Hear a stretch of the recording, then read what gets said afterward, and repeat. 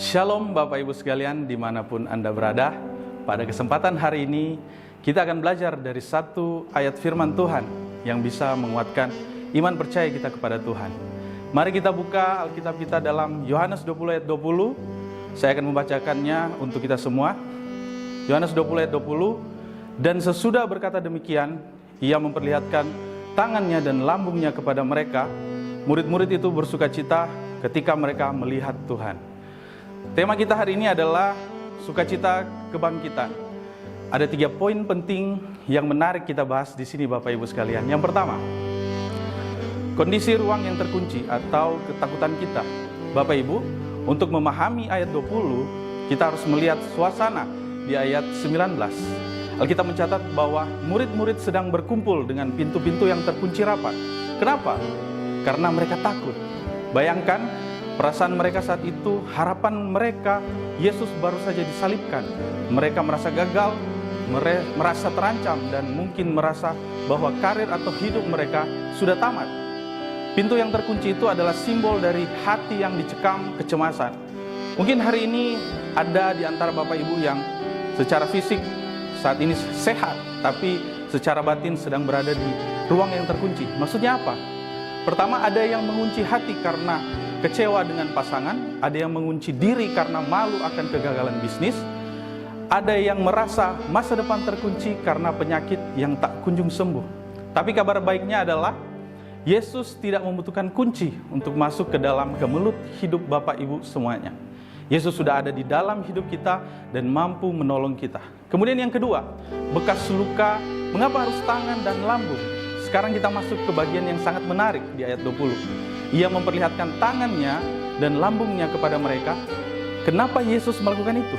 Padahal dia sudah bangkit dengan tubuh kemuliaan. Dia bisa saja tampil seperti sosok pahlawan super tanpa cacat. Tapi dia memilih untuk menunjukkan bekas luka. Bapak Ibu, ada pesan yang sangat memotivasi di balik bekas luka Yesus. Yang pertama, Yesus adalah Tuhan yang mengerti rasa sakit. Yang kedua, luka bukan lagi tanda kekalahan.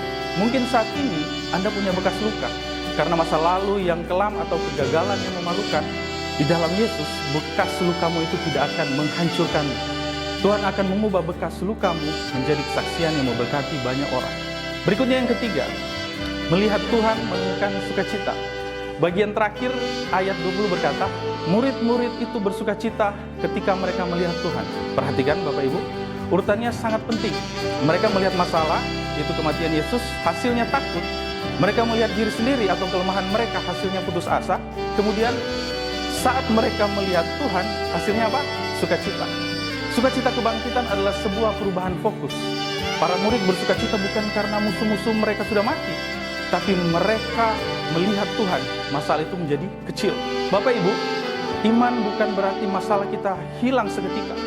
Iman adalah kemampuan untuk melihat bahwa Tuhan Yesus jauh lebih besar daripada masalah apapun yang sedang kita hadapi.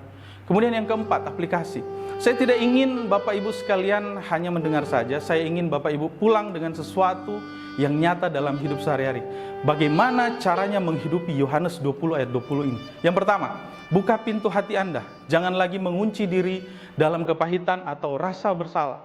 Kedua, jangan takut pada luka. Tangan Tuhan yang berlubang paku itu membuktikan bahwa Dia sudah membayar lunas segala dosa dan kegagalanmu. Yang ketiga, ubah pandangan Anda. Habiskan lebih banyak waktu untuk bersyukur kepada Tuhan daripada mengeluhkan masalah. Kemudian yang kelima, atau yang terakhir, kesimpulan. Bapak, Ibu, dan Saudara yang terkasih, sukacita kebangkitan bukanlah sukacita yang dangkal. Itu adalah sukacita yang lahir dari sebuah kemenangan atas maut. Jika maut saja sudah kalah, maka tidak ada hal lain di dunia ini yang perlu kita takuti secara berlebihan. Jangan biarkan iblis mencuri sukacitamu. Masalah boleh ada, tapi Tuhan Yesus jauh lebih besar. Tuhan Yesus memberkati Bapak Ibu sekalian, memberikan sukacita melimpah hari ini sampai selama-lamanya. Amin.